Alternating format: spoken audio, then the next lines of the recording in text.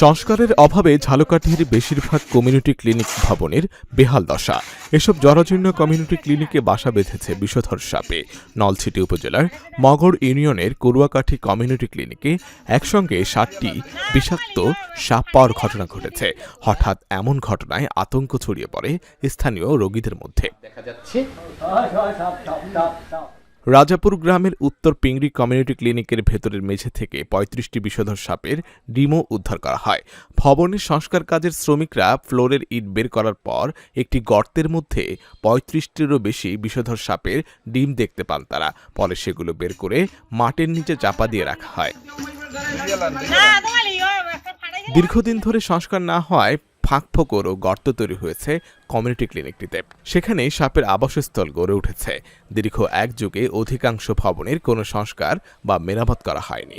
ফলে এখন ক্লিনিকের ছাদ ও দেয়াল থেকে পলাস্তরা খসে পড়ছে, ফ্লোর দেবে গেছে, ভেঙে গেছে দরজা জানালা, টয়লেট ব্যবহার অনুপযোগী এবং বেশিরভাগ ক্লিনিকে পানি সরবরাহের ব্যবস্থা নেই। এই ঝুঁকিপূর্ণ ভবনগুলোতেই স্বাস্থ্যকর্মীরা প্রতিদিন সেবা দিতে গিয়ে বিপদের মুখোমুখি হচ্ছেন। নিরাপদ পরিবেশ না থাকায় তারা নানান স্বাস্থ্য ঝুঁকি নিয়ে কাজ করতে বাধ্য হচ্ছেন, যা তাদের শারীরিক ও মানসিক স্বাস্থ্যকে হুমকির মধ্যে ফেলছে। 2 বছর চাকরি করি আতঙ্কে, কারণ এখানে সাপ অনেক আছে। এর আগেও বাহির দিয়ে অনেকগুলো সাপ মারছে। তারপর গত বছর আমি যে এই জানালাটা খুলছি, সরি, ওই দেখুন সাপ সাপ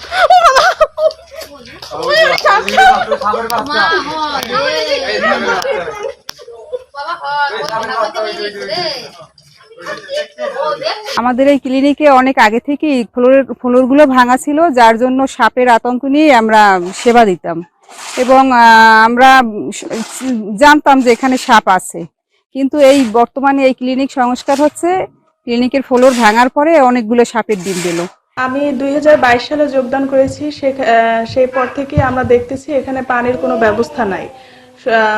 বিশেষ করে খাবার পানির তো একদমই ব্যবস্থা নেই। তারপরে বাথরুমের অবস্থা খুবই খারাপ।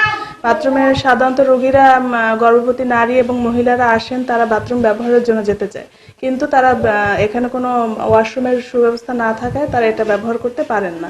ক্লিনিকের পরিবেশটা খুবই, ক্লিনিক থেকে ঝুঁকিপূর্ণ অবস্থায় আমার কাজ করতে হচ্ছে এবং আমার রোগীরাও সেবা নিচ্ছে ঝুঁকির মধ্যে।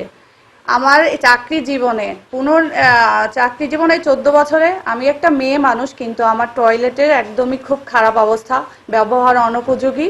ক্লিনিকের অবস্থা তেহেন যে পানি পড়ে, ওয়ান যে সাত পরে গুড়ি গুড়ি, বাথরুমে পানি নেই, আন্ধার হয়ে থাকে।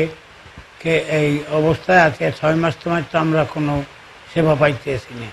বেশ কিছু ভবন নিচু হওয়ায় জোয়ারের সময় পানি ওঠে। ঝুঁকিপূর্ণ ভবনের মধ্য থেকেই সেবা দিয়ে যাচ্ছে স্বাস্থ্যকর্মীরা।